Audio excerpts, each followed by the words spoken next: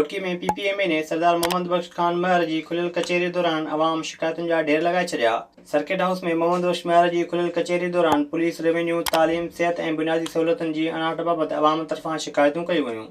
मोहम्मद बख्श महर जो चवणु हो त हू अवाम खे रोज़गार ॾियारण लाइ फैक्ट्री आॾो धरणो बि हणण लाइ तयारु आहे।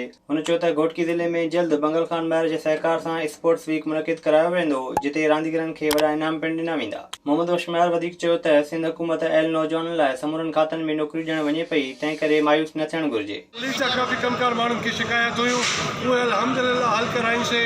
जेके हल थियण जहिड़ियूं हिते न हुयूं उन्हनि माण्हुनि खे टाइम ॾिनो वियो, उन्हनि खे SP साहब पाण घुराए करे उनजा मसइला हल कंदो। स्पोर्ट्स डिपार्टमेंट तव्हांखे ख़बर आहे बंगुल खान महर वटि आहे, उन्हनि खे दरख़्वास्त कई वई त उहे नौजवाननि जे लाइ हिते घोटकी खे स्पोर्ट्स वीक हिकिड़ो ॾियनि, जेको इंशाअल्लाह तव्हांखे अॻे अचण वारे हफ़्तनि में मिलंदो।